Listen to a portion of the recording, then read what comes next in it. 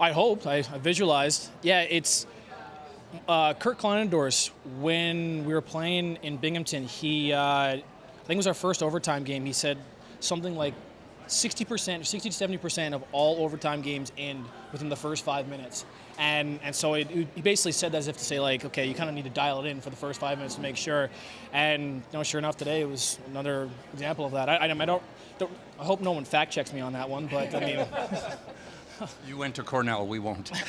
Time and space, did you expect to have as much as you did? No, actually, I think a lot of it came from Justin Hall.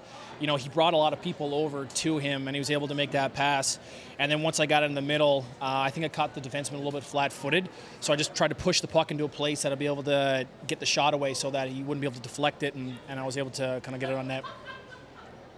Good for you guys to get Captain back for this game? Oh, yeah, absolutely. I mean, you saw it, the speed he had. He had 2 assists. He was very noticeable out there, and that's the type of player he is, and I don't foresee anything different going forward. Is the approach to the game, at least heading in today, change in any way, knowing that your starter in Garrett Sparks was not able to go? No. I just because we've already had Cass in our net. He's played really well when he's played, and he's played with a lot of confidence. So there's no reason to believe that he's not capable, and I think he showed that tonight. I think there was he stopped a breakaway on Gibbons, and when the game was tied, and if they go up 2-1 or 3-2, whatever the score was, it's a different game. Going back to 2011 and that perilous path to an eventual championship, a lot of twists and turns.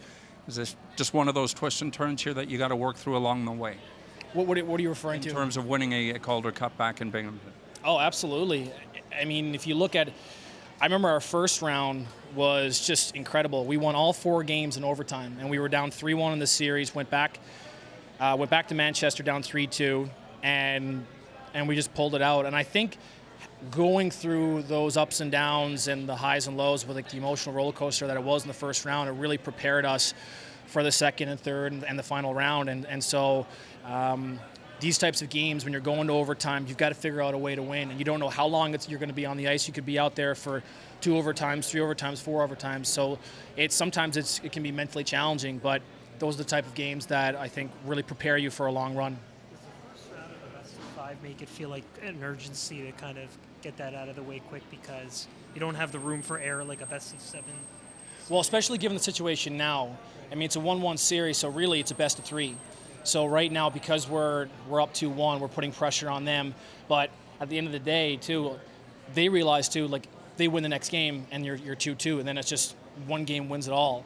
So I think it's great that we have the 2-1 series lead now. And so I think Friday is going to be another big test for us in terms of being able to close out a series, given that it's a best of 3 out of 5.